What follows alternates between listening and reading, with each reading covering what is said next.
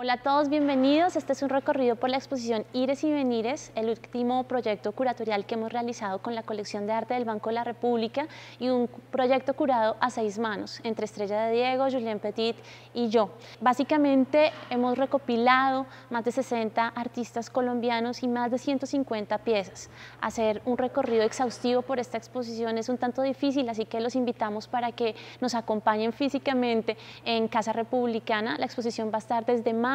hasta marzo del próximo año, en el 2022, y hoy lo que vamos a hacer es un breve recorrido con una selección de algunas obras para invitarlos a que nos visiten. El proyecto Ires y Venires se inicia hace unos años en la colaboración que el banco entabló con la curadora Estrella de Diego en el marco de un intercambio cultural que se cristalizó en una curaduría que se llamó Campo a Través. En esa exposición, por primera vez salía del país la colección de arte del Banco de la República y a través de la curaduría de Estrella de Diego se daba a ver al público español como líneas de lectura de la producción artística nacional. Ante el éxito del proyecto decidimos prolongar los diálogos entre Estrella de Diego, Sigrid Castañeda y yo. Esos diálogos que desarrollamos durante 18 meses, 2 años, pues atravesados por los largos meses de pandemias, terminaron por cristalizarse alrededor de 3 ejes, 3 imaginarios que vienen como dar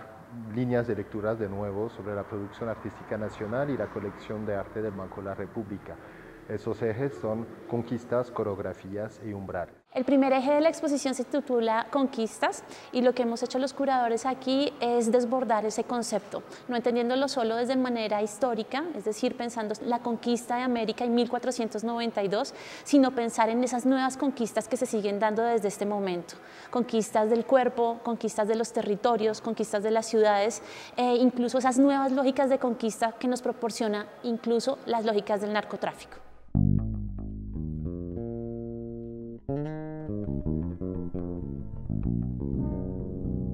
Para configurar ese concepto de conquista hemos seleccionado en este primer piso la obra de Gabriela Pinilla, Barrio Policarpa, una obra que hace alusión a todo el proceso de conquista que llevó a cabo una comunidad en torno a un barrio que se toma por cuenta propia en la década de los 60 en el centro de Bogotá.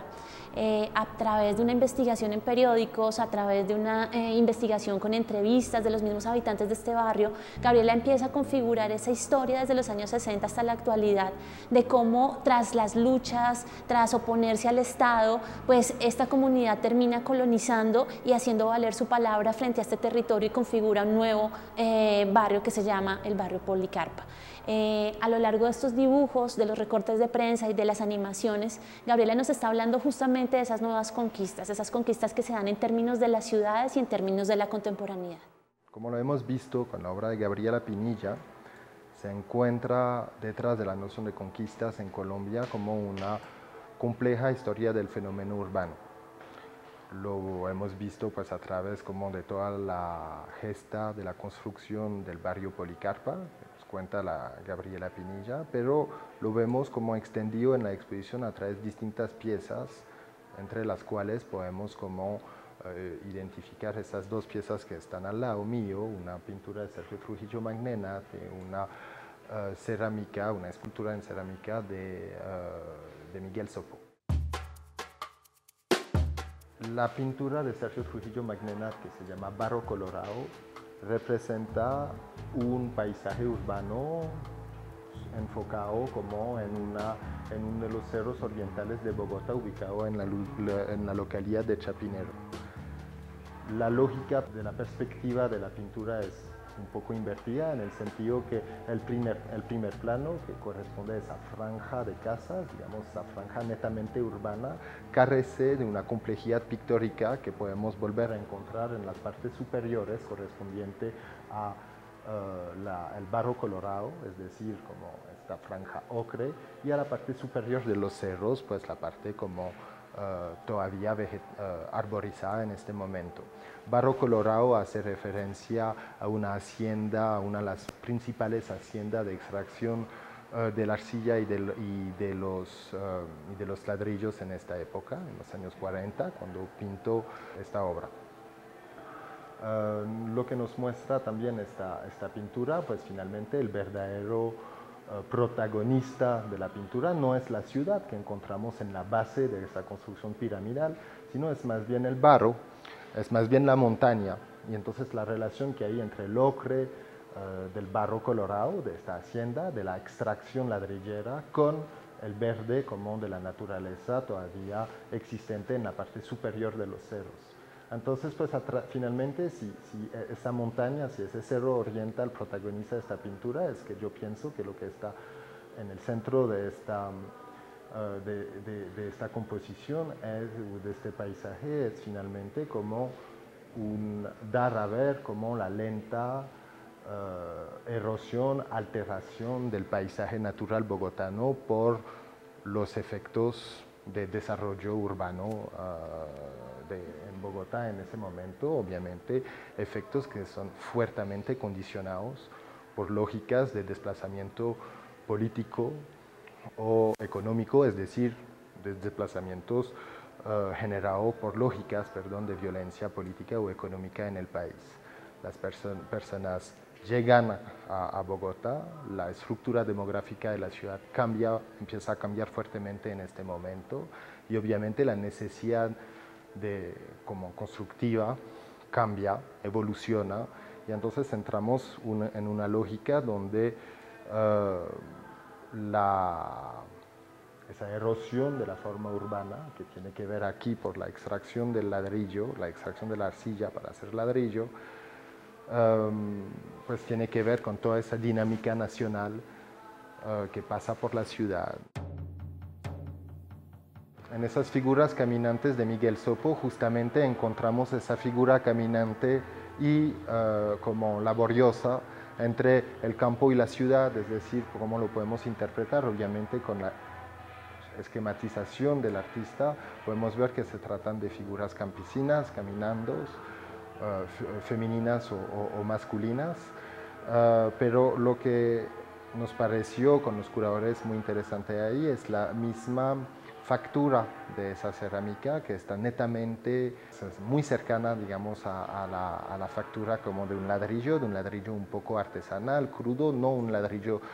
industrial, y entonces pues esas figuras caminantes hechas de ladrillo obviamente resuenan particularmente con la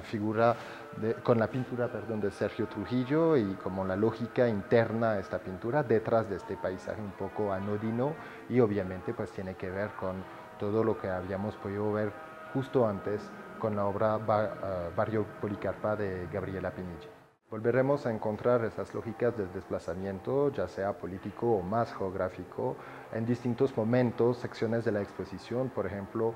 a través de la obra de Doris Salcedo o de Fernel Franco, hablando aquí de un desplazamiento generado a través de las lógicas de violencia política en el país, pero también a través de la serie de Pasajeros de Herdian Bertelsmann, que nos habla de la errancia, de la deriva de algunos pasajeros anónimos a través del continente latinoamericano. Continuando con el eje de conquistas, encontramos una selección de obras que hacen relación y referencia al cuerpo. Hemos entendido aquí el cuerpo entonces como el lugar donde se confronta el enemigo y el primer botín de guerra que se toma, el cuerpo de las mujeres, el cuerpo de los desaparecidos, el cuerpo de los muertos y miles de muertos anónimos que existen en esta violencia que se da en nuestro país. Tenemos una selección de bocetos de Alejandro Obregón que sirvieron para la ejecución de la violencia, que es un ícono del arte colombiano nacional. Quisimos mostrar justamente esos bocetos porque en los pequeños formatos nos estamos dando cuenta de ese trabajo minucioso del artista y reiterativo sobre la idea de la muerte y sobre la idea del consumo agresivo del cuerpo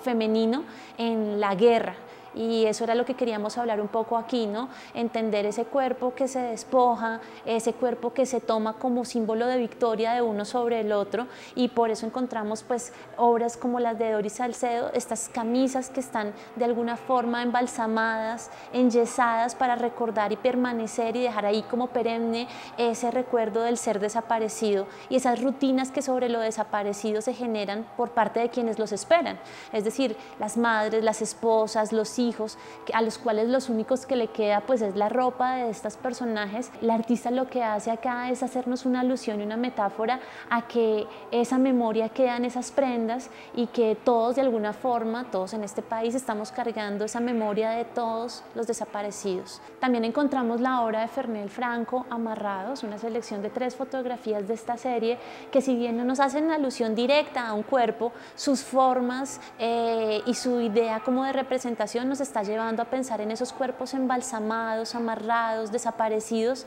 de los cuales no tenemos noticias, de las cuales pues se sigue esperando como su aparición. Relacionamos inicialmente el término de coreografía a la misión coreográfica que realizó Agustín Codazzi en los años 1850 por solicitud del gobierno de Nueva Granada. La misión que tenía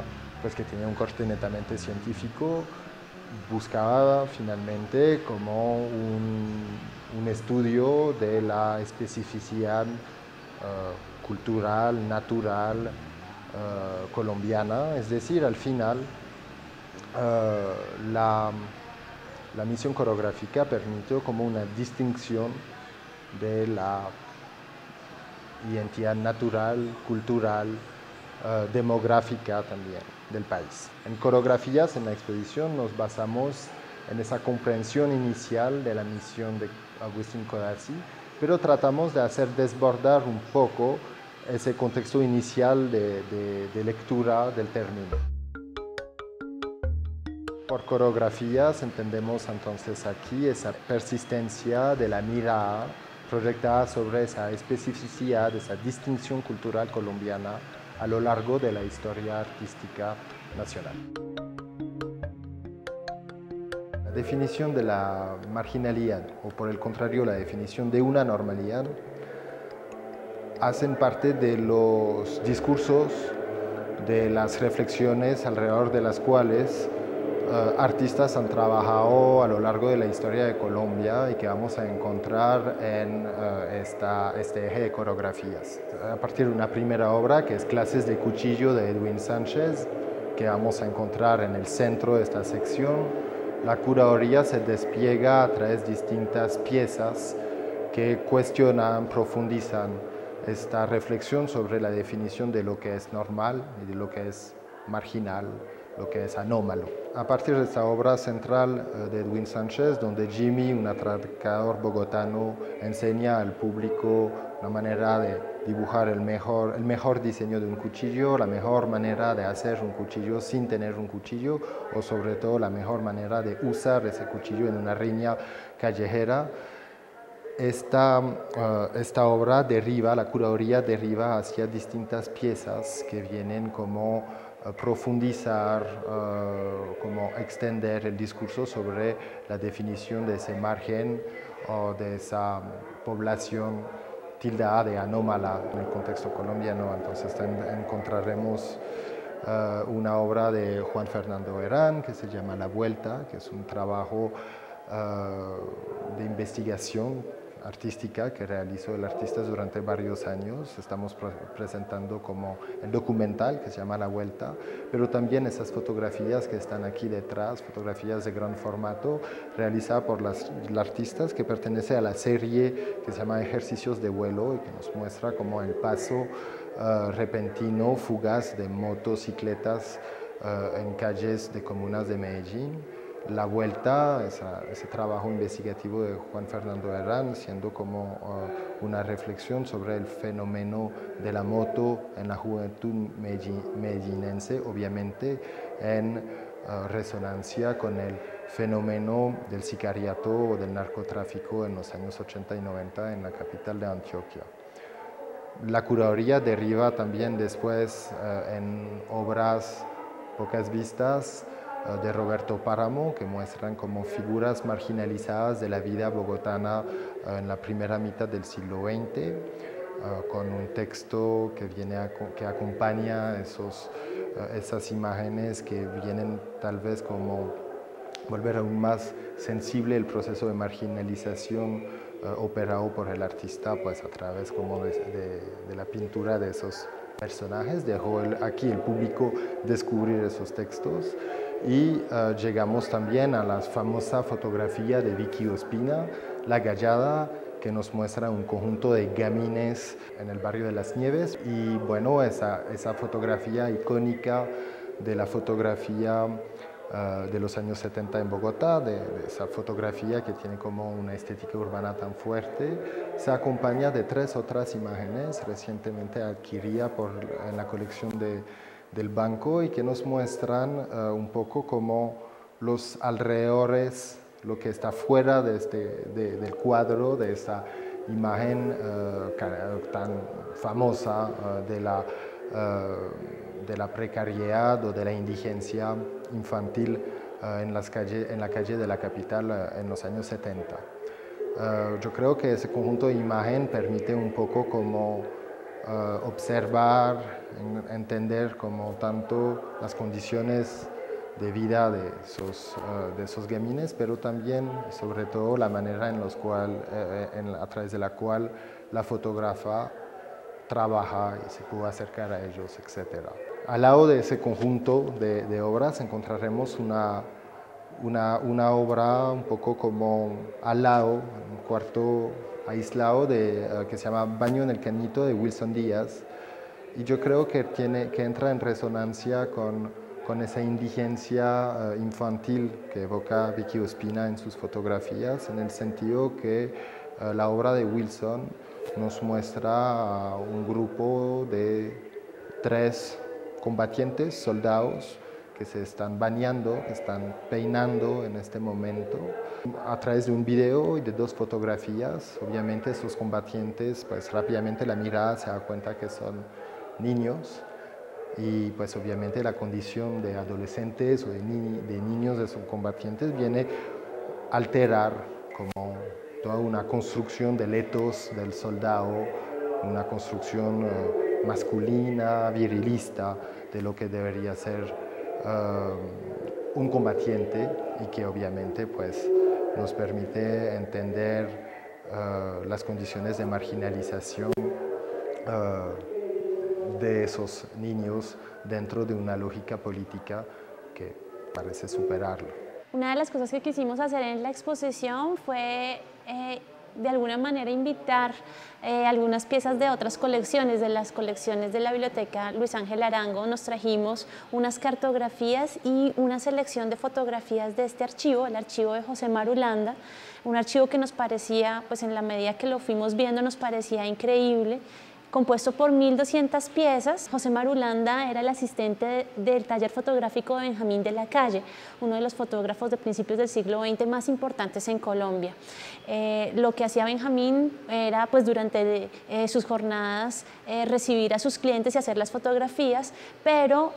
José Marulanda lo que hacía también era utilizar el mismo taller y hacer fotografías a las distintas personas que pasaban por allí. Es así que, aparte de hacer la fotografía y entregarla al cliente, él también guardaba pues una especie de contacto de dicha fotografía, lo que nos permite hoy tener alrededor de 1.200 piezas que nos sirven para dar cuenta de esa diversidad cultural que componía la ciudad de Medellín entre los años 20 y los años 40, que es el marco de referencia de la selección de estas fotografías. Encontramos niños, negros, personas blancas, mulatos, es decir, una cantidad de personas que justamente es lo que nos da a entender esa conformación social de este periodo para esta región, lo que nos sirve para hablar también de esos aspectos coreográficos, ¿no? De quién compone una ciudad y cómo esa ciudad se compone a partir de sus habitantes. El último eje de la exposición es umbrales, y acá lo que hemos querido entender es el umbral como un lugar intermedio, como una zona límite que nos permite como entenderlo desde 3 lugares. El umbral físico, esos lugares o esas baches que se ponen entre un espacio y otro que no nos permiten continuar, esos límites mentales, por ejemplo, que tenemos entre la vigilia y la letargia, el estado de inconsciencia también, o esos límites que se han impuesto por la sociedad, los límites de género, a lo femenino y lo masculino. Es así como el compendio de estas obras queremos que haga alusión justamente a eso, a esos lugares intermedios, a esos lugares de paso o de transición entre un espacio y el otro. Continuando con el eje de umbrales, entonces tenemos esta obra de Sergio Trujillo, una pieza una pintura realizada en 1936 donde se ve a una mujer recostada en el prado. Su título es Mujer sobre tréboles,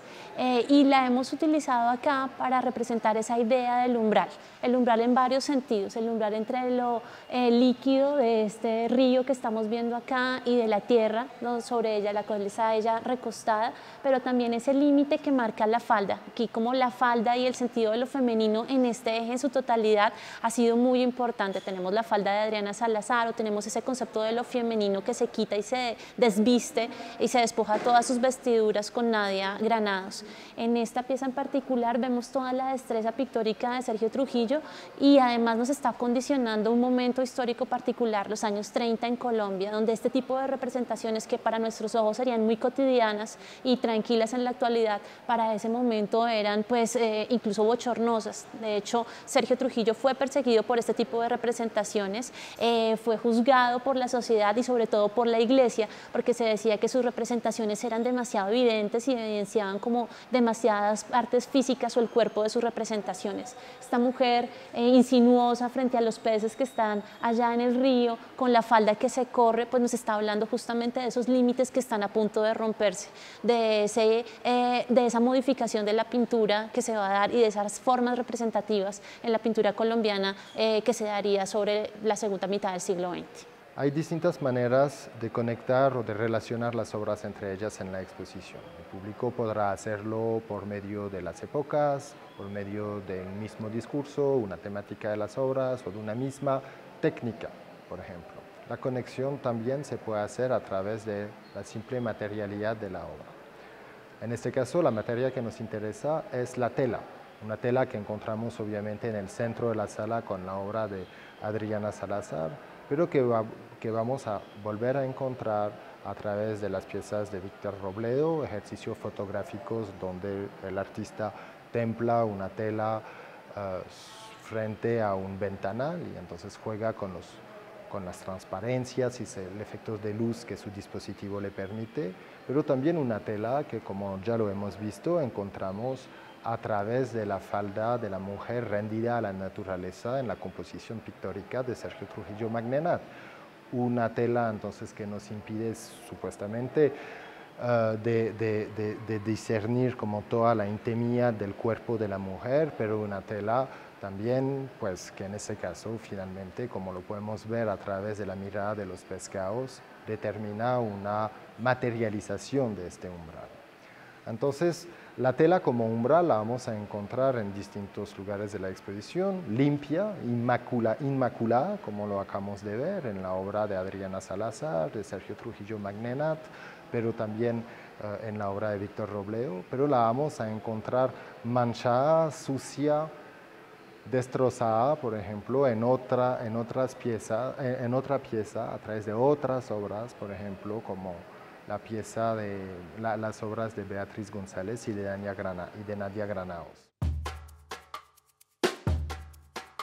La tela inmaculada de Sergio Trujillo Magnenat se encuentra destrozada y manchada en la obra de Nadia Granados y también en la obra de Beatriz González, pero la tela empieza poco a poco a hacerse cobija, cubre el lecho, es decir, a cambiar su materialidad, pero no su función de cubrir, de tapar. Y en este caso, pues a través de la obra de Beatriz González, que nos habla del asesinato de una mujer en un hospedaje del Magdalena, donde la obra en la cual la artista pinta directamente sobre un cubrecama, pinta directamente el cuerpo asesinado de la mujer sobre este cubrecama. La tela entonces empieza un poco a derivar hacia una manta, hacia una cobija, y entonces de la temática de la tela, del tejido, empezamos a derivar hacia la temática como del cubrelecho, del lecho, de la cama y finalmente del umbral que no conforma o materializa aquí una tela o una cobija, pero sino este umbral metafórico que puede ser la diferencia entre la vigilia y el sueño o entre la vida y la muerte. Finalizando el eje de umbrales encontramos una selección de obras que nos hablan de ese delgado límite entre la vida y la muerte. Tenemos entonces unos dibujos de Luis Caballero realizados entre finales de los años 80 y los 90, en los cuales con minuciosidad retrata a amantes dormidos que para el espectador no podemos entender a simple vista si están despiertos, si están muertos, si están dormidos, porque justamente ese estado de ensoñación no nos permite tener claridad sobre ello. También tenemos una serie de obras tituladas Letargia, del artista Johanna Calle, en la cual, a partir de retratos de mujeres, estamos también cuestionando ese estado entre la vigilia y el estar dormido, o entre el estar vivo y el estar muerto. De esta manera, el lecho, la cama propiamente, con esta obra de Juliana Góngora, nos está indicando el lugar de reposo del cuerpo, pero también el lugar que finalmente nos remite a yacer, a morir en un espacio. El lecho de muerte y el lecho de descanso se funden aquí en esta selección de obras y nos deja ver que ese umbral, ese límite no es tan claro para los espectadores. Al salir de los dos espacios principales de la exposición, el público va a encontrar una sala de proyección con una selección de video arte de la colección, seleccionados por los curadores, además de una instalación video de Carolina Caicedo que acompaña una obra relativamente inédita de Emma Reyes, ingresada a la colección hace mucho tiempo. Por otro lado, el público encontrará una sala de proyectos donde hay una programación de varias instalaciones de la colección de arte del Banco de la República. Estas instalaciones van a ser rotativas en el sentido que van a ser presentadas al público cada 3 meses. Y la primera instalación que el público podrá aquí